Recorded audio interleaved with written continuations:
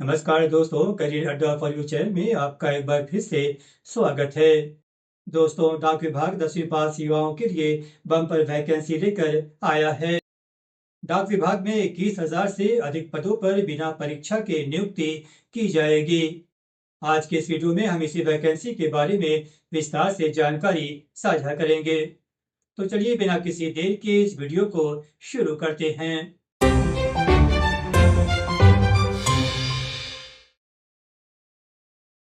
भारतीय डाक के विभिन्न कार्यालयों में ग्रामीण डाक सेवक के जिसमें ब्रांच पोस्ट मास्टर, सहायक ब्रांच पोस्ट मास्टर और डाक सेवक शामिल हैं के रिक्त पदों को भरने के लिए योग्य उम्मीदवारों से आवेदन आमंत्रित किए गए हैं।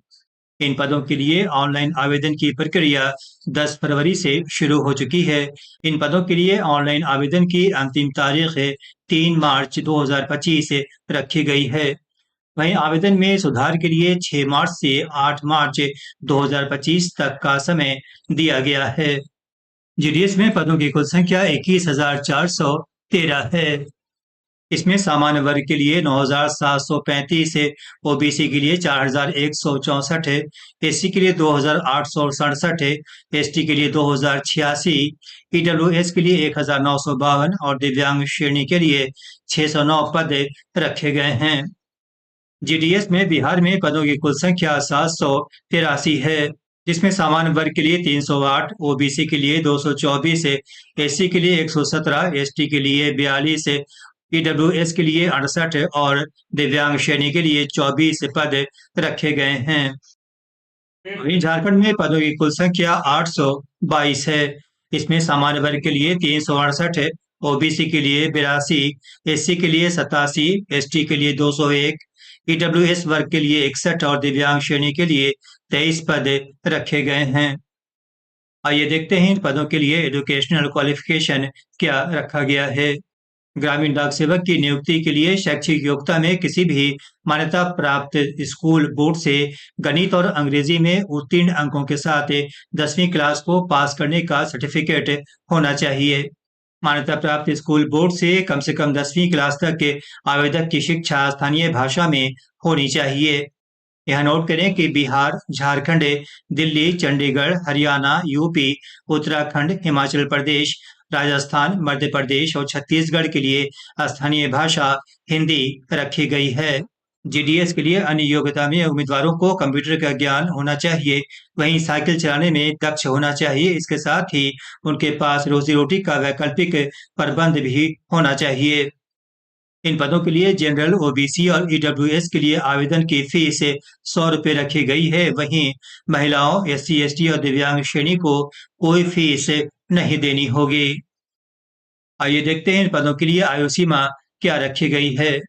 सामान्य वर्ग के लिए 18 से 40 साल आयु सीमा रखी गई है। वहीं ओबीसी के लिए 18 से 43 साल, एससी एसटी के लिए 18 से 45 साल, दिव्यांग श्रेणी के लिए 18 से 50 साल, ओबीसी वर्ग में दिव्यांग श्रेणी के लिए 18 से 53 साल और एससी एसटी में दिव्यांग श्रेणी के लिए 18 से 55 साल आयु सीमा रखी गई है। उम्मीदवार ध्यान दें कि ईडब्ल्यूएस वर्ग के लिए आयु सीमा में कोई छूट का प्रावधान नहीं किया गया है। इनके लिए आयु सीमा सामान्य वर्ग के अनुसार ही होगी। आयु सीमा का निर्धारण आवेदन की अंतिम तारीख 3 मार्च 2025 के आधार पर किया जाएगा। आइए देखते हैं आवेदन का प्रारूप कैसा रहेगा।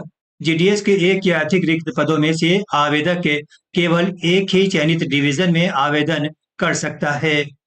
डिवीजन का विकल्प चुनने से पहले आवेदकों को उनके पंजीकृत मोबाइल नंबर पर भेजे गए रजिस्ट्रेशन नंबर और ओटीपी का विवरण देकर सत्यापन करना होगा। वन टाइम रजिस्ट्रेशन से पहले आवेदकों को निम्न जानकारी दस्तावेज तैयार रखना होगा। इसमें पहला है मोबाइल नंबर, जो ओटीपी के माध्यम से सत्यापित होगा। दूसरा है ईमेल आईडी, ये भी ओटीपी के माध्यम से सत्यापित किया जाएगा। तीसरा आधार नंबर है, अगर उपलब्ध है। चौथा 10वीं पास करने वाले बोर्ड और वर्ष के बारे में जानकारी। पांचवा है जेपीईजी फॉर्मेट में 50 केबी से कम स्कैन की फोटो। और छठा है जेपीईजी फॉर्मेट में 20 केबी से कम में स्कैन किया हुआ हस्ताक्षर। आइए देखते हैं पदों के लिए चयन प्रक्रिया कैसी रहेगी। जीडीएस में नियुक्ति के लिए किसी परीक्षा का आयोजन नहीं किया जाएगा। आवेदकों को सिस्टम जनरेटेड मेरिट सूची के आधार पर शॉर्टलिस्ट किया जाएगा। मान्यता प्राप्त स्कूल बोर्ड से 10वीं परीक्षा में प्राप्त प्रतिशत के आधार पर आवेदकों का मेरिट लिस्ट बनाया जाएगा।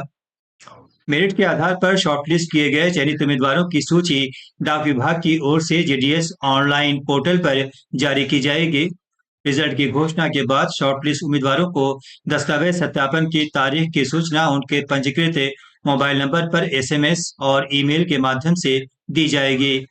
सत्यापन और जांच के बाद उम्मीदवारों को उपलब्ध पदों के अनुसार अंतिम रूप से नियुक्त किया जाएगा।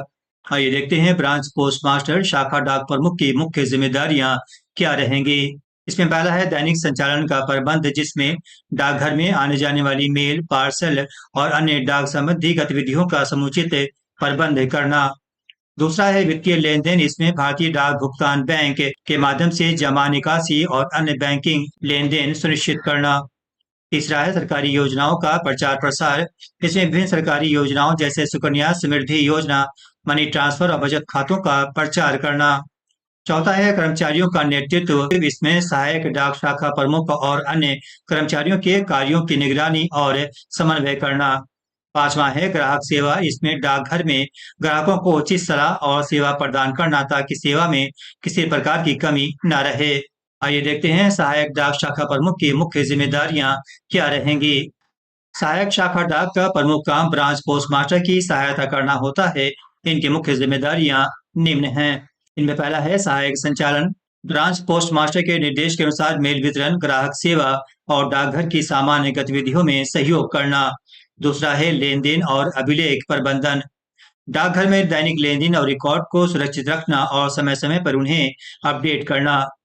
तीसरा है प्रसार एवं जागरूकता, स्थानीय स्तर पर डाक सेवाओं एवं सरकारी योजनाओं के बारे में जागरूकता फैलाना। चौथा है संयुक्त कर्तव्य, इसमें आवश्यकता पड़ने पर ब्रांच पोस्ट मास्टर के संयुक्त कार्यभार को संभालना, जिससे काम में किसी प्रकार की रुकावट न आए। आइए देखते हैं ग्रामीण डाक सेवक की मुख्य जिम्मेदारियां क्या रहेंगी। इसमें पहला है मेल वितरण, सीधे ग्राहकों के घर तक मेल, पत्र और पार्सल की समय पर डिलीवरी सुनिश्चित करना। दूसरा है वित्तीय लेन देन एवं सेवाएं, डाकघर में चल रहे बैंकिंग लेन देन जैसे जमा, निकासी और अन्य सेवाओं में मदद करना। तीसरा है वाणिज्यिक गतिविधियां, जिसमें डाक टिकट, स्टेशनरी और अन्य डाक सामग्री की बिक्री करना। चौथा है सहायक कार्य, आवश्यकता के अनुसार पोस्ट ऑफिस के अन्य कार्यों जैसे मेल की छटाई या रेलवे मेल सेवा में सहायता करना। पांचवा है ग्राहक सहायता, स्थानीय लोगों को डाक सेवाओं से संबंधित जानकारी प्रदान करना और ग्राहकों की किसी भी समस्या का समाधान करना। आइए देखते हैं जीडीएस का वेतन और भत्ता क्या रहेगा। जीडीएस के लिए चयनित उम्मीदवारों को 3% की वार्षिक बढ़ोतरी के साथ निम्न स्लैब के अनुसार बुनियादी वेतन प्रदान किया जाएगा।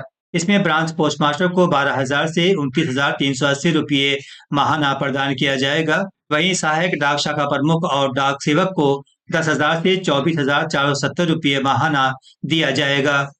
जीडीएस को बुनियादी वेतन के साथ डीए, ग्रेच्युटी, प्रोविडेंट फंड और अन्य भत्ते प्रदान किए जाएंगे। जीडीएस पदों के लिए पे स्ट्रक्चर को कई स्तरों में बांटा गया है, जो मुख्य रूप से बुनियादी वेतन और समय संबंधी स्थायित्व भत्ता टीआरसीए पर आधारित है। उम्मीदवारों को 4 या 5 घंटे की ड्यूटी के अनुसार टीआरसीए दिया जाता है। इससे यह सुनिश्चित होता है कि काम के घंटों में अंतर के बाद भी बुनियादी वेतन का प्रावधान बना रहे। इन पदों के लिए आवेदन करने वाले उम्मीदवारों को स्पष्ट रूप से समझना चाहिए कि जीडीएस डाक विभाग केंद्र सरकार के नियमित कर्मचारी नहीं होंगे और उनकी परिलब्धियां, भत्ते और अन्य अधिकार केंद्र सरकार के कर्मचारियों के बराबर नहीं होंगे। राज्य की सिविल सेवाओं के बाहर वे सिविल पद धारक हैं। उन्हें विभाग की सेवाएं प्रदान करने के लिए अधिकतर ग्रामीण क्षेत्रों में काम करना पड़ेगा। जीडीएस को प्रतिदिन न्यूनतम 4 घंटे और अधिकतम 5 घंटे तक काम करना होता है और उन्हें 65 वर्ष से अधिक उम्र के बाद सेवक के रूप में नहीं रखा जाएगा। एक ग्रामीण डाक सेवक के पास सरकार द्वारा भुगतान भत्ते के अलावा अपने परिवार की आजीविका के लिए आय का अन्य सोर्स भी होना चाहिए। वहीं ब्रांच पोस्ट मास्टर के रूप में चयनित उम्मीदवारों को शाखा डाकघर के लिए आवास की व्यवस्था अपनी लागत पर करनी होगी। उम्मीद है आप सभी को इस वैकेंसी की जानकारी पसंद आई होगी। जानकारी पसंद आई हो तो फटाफट इस चैनल को सब्सक्राइब, लाइक, कमेंट और अधिक से अधिक शेयर करें। इसके साथ ही नोटिफिकेशन की घंटी को भी प्रेस करना ना भूलें ताकि हमारी आने वाली तमाम अहम वीडियोस सबसे पहले आप तक पहुंचे। मिलते हैं अगले वीडियो में फिर एक नई और शानदार वैकेंसी के साथ। नमस्कार।